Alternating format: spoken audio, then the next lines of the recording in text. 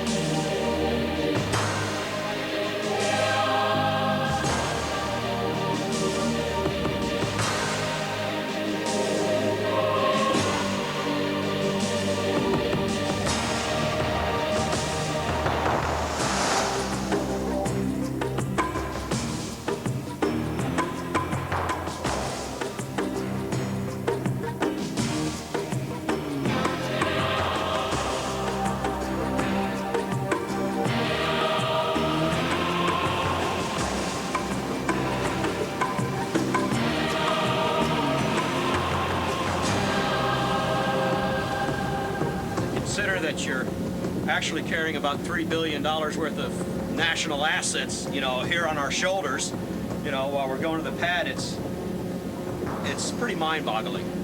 But to me, the more incredible part about the crawler is when you do dock it up at the pad, the accuracy is down to a 1/16 of an inch that we can stop the crawler at, north, south, east, and west. So even though she may be a clumsy beast, she can really put it on a dime. We are rolling about a mile an hour at this time. We have about an hour and a half left to go to get to the top of the pad. And Hans is running pretty good. I started calling him Hans and Franz after Beastie Boys, and that's where we got it from, was from a Saturday Night Live clip. They used to have characters on it called Hans and Franz, and they were here to pump you up, and that's what we do.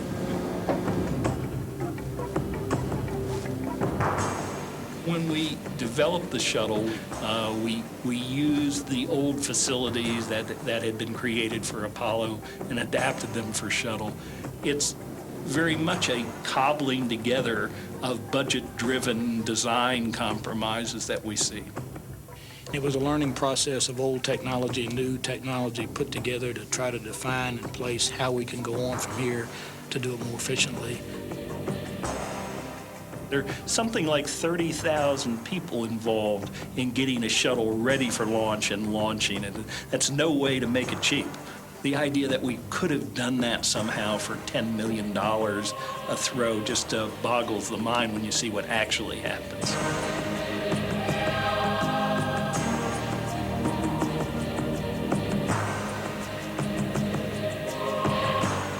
NASA was given a very difficult job, and technically NASA performed.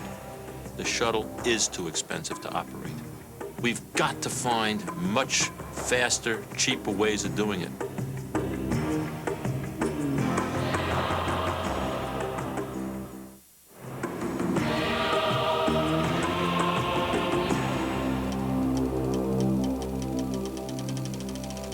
As the time for launch approaches, things get more critical. My mind is reviewing all the things that could be trouble spots. Did we cover everything adequately? Did we check everything? Did we watch everything? Are we really ready? The bottom line is we cannot afford another Challenger accident. Okay, we've got a main engine flash in the plume of main engine number 1. Do you notice any kind of contaminant in the exhaust plume that would cause that? I didn't see anything obvious. However, I wonder if it's related to that event we saw just prior to this. And so if it means checking something another time, another 10 times, another 100 times to make sure it's going to operate properly and not jeopardize the crew or the vehicle, we will do that. The film analysis is like a detective story. We use different formats to piece together the event For example, a small leak, should it occur, or a piece of hardware falling off the shuttle. A wide-angle view gives us more time to plot a trajectory, to watch the rotation and characteristics of that piece falling away from the vehicle. We have approximately 80 of these type cameras positioned around the launch pad. They are designed to look at the vehicle from every possible angle so that we can ascertain the condition of the vehicle during the hazardous fueling operation.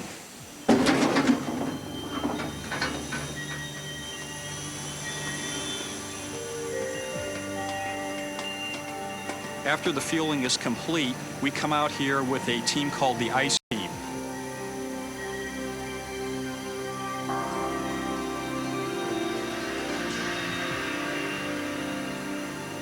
We've only got 2 hours to look at every square inch on this vehicle and pronounce it ready for launch.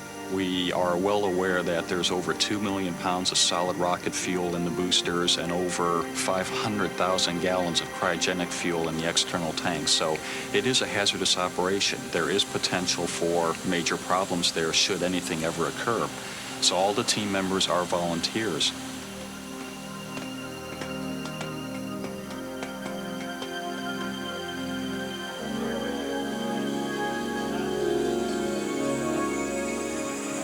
It actually strikes me as a living, breathing entity.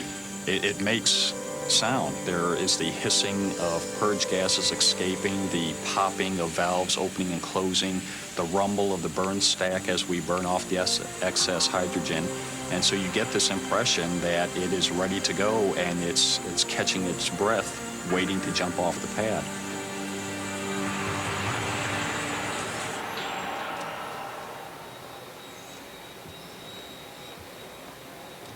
My name is Al Sofji. I'm the shuttle test director at Kennedy Space Center, and my prime function is to lead the launch team during the launch countdown process, which starts 3.5 days before the actual liftoff.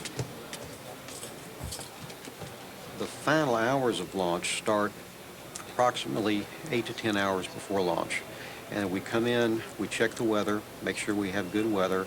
We check with all of our systems and all of our support areas around the world and make sure that no one has a problem that would prevent us from tanking or launching.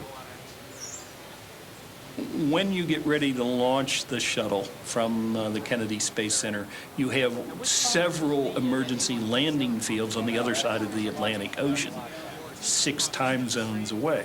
And so if it gets too late in Florida, that means it's already, particularly in the winter, dark in Spain or on the coast of Africa. And so you can cancel a launch because your emergency landing sites are in darkness.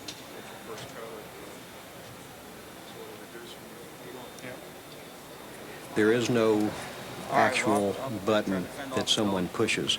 We have what we call a ground launch sequencer, which is effectively a computer program that takes us down through the last minutes of launch.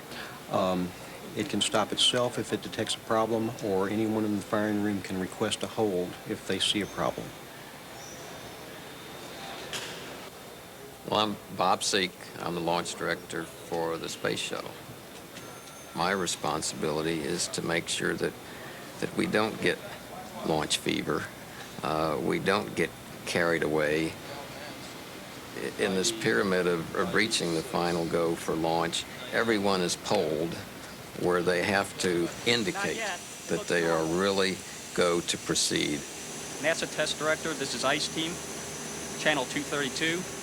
We're complete on the FSS 215-foot level. Everything looks fine.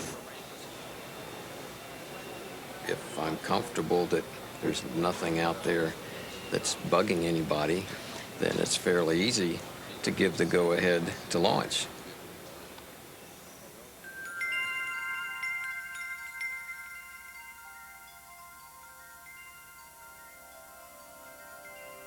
Believe it or not, I'm not a risk taker, and so I try to minimize risk, and I look upon launch as one of the riskier parts of space flight. Maybe in the future you'll be able to beam me up there, beam me up there, Scotty, and I would accept that. The count goes down. You hear T-minus 31 seconds. The onboard computers kick on. you start to get a rush.